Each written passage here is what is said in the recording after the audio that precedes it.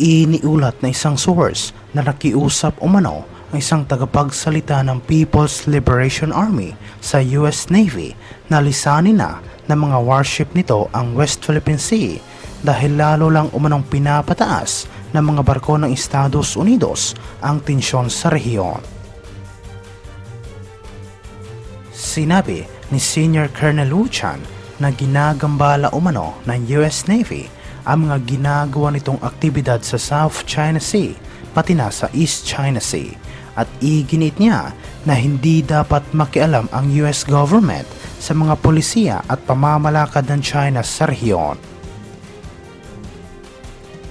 Ngunit sinabi naman ng ilang mga eksperto na para umanong nagpapahiwatig ang komunistang bansa na sila ay nahihirapan o di kaya'y natatakot sa presensya ng mga barko ng US Navy sa West Philippine Sea.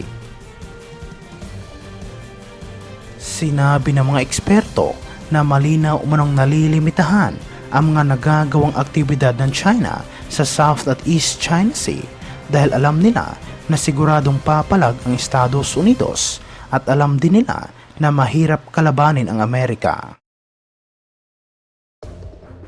Ito ay matapos iniulat na isinasaalang-alang ngayon ng gobyerno ng Pilipinas ang pagsasampa ng reklamo laban sa China matapos ang ginawang paulit-ulit na pagharang at panghaharas ng mga barko nito sa mga Philippine vessels sa Ayungin Shoal. Ayon sa isang news outlet, sinabi ng tagapagsalita ng National Task Force for the West Philippine Sea na si Jonathan Malaya na bumuo si Solicitor General Menardo Guevara ng isang team para pag-aralan ang hakbang na ito. Sinabi ni Malaya na ang lahat ng ito ay kasalukuyang tinatalakay ng gobyerno habang malinaw sa kanila na mayroong mga paglabag ang komunistang bansa na maaaring maging subject ng mga posibleng kaso sa International Tribunal of the Law and the Sea at iba pa mga tribunals. Noong mga nakaraang linggo, ilang beses umanong nagsagawa ang mga Chinese vessel na mga mapanganib na maneuver sa West Philippine Sea habang ang Armed Forces of the Philippines ay nagsasagawa ng resupply mission sa Ayungin Shoal. Sinabi naman ng tagapagsalita ng Sandatahang Lakas na si Colonel Medel Aguilar na napakadelikado ang ginawang maneuver ng mga Chinese vessel dahil alam nila na mahirap talagang kontrolin ang mga sasakyang pandagat kaya mataas ang posibilidad na hahantong ito sa isang aksidente. Sinabi rin ni Aguilar na mga ginawang aksyon ng China ay dapat ipaalam sa international community at idinagdag niya na lalo umanong tumitindi ang pressure ngayon laban sa komunistang bansa dahil sa kanilang iligal at agresibong aksyon sa West Philippine Sea. Samantala sa ibang aspeto naman, iniulat na isang source na inaresto umano ng Coast Guard ang 8 Chinese na nahuling iligal na nangingisda at sinabi na kukumpiskahin din nila ang fishing boat ng mga ito.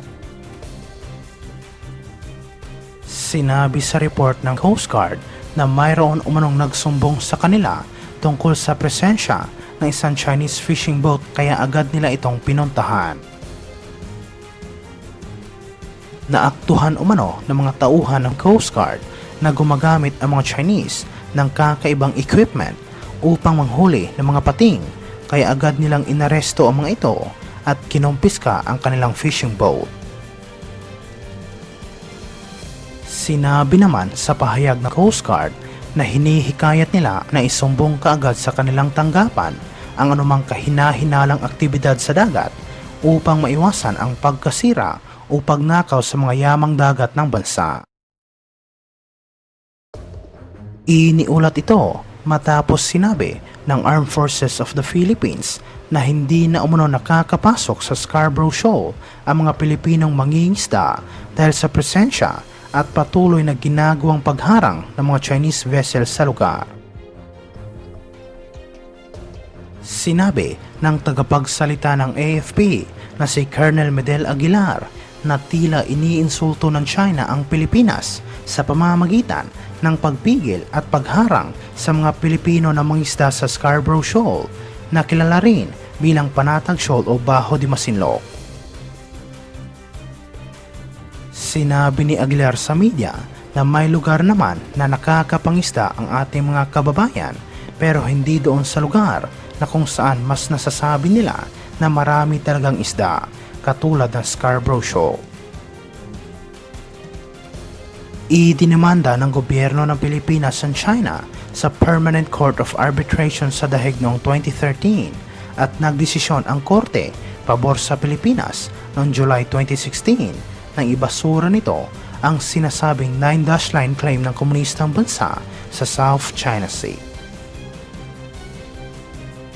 Sa parehong desisyon, itinuring ng korte ang Scarborough Shoal bilang isang common fishing ground at ipinagbawal ang ginagawang agresyon ng China laban sa mga Pinoy na mangingisda sa lugar, kabilang ang pagpigil sa mga Filipino fishermen na makapasok sa nasabing shoal. Nagdesisyon din ang korte sa The Hague na Spratly Islands, Panganiban o Mischief Reef, Ayungin o Second Thelma Shoal at Recto o Reed Bank ay nasa loob ng Exclusive Economic Zone ng Pilipinas.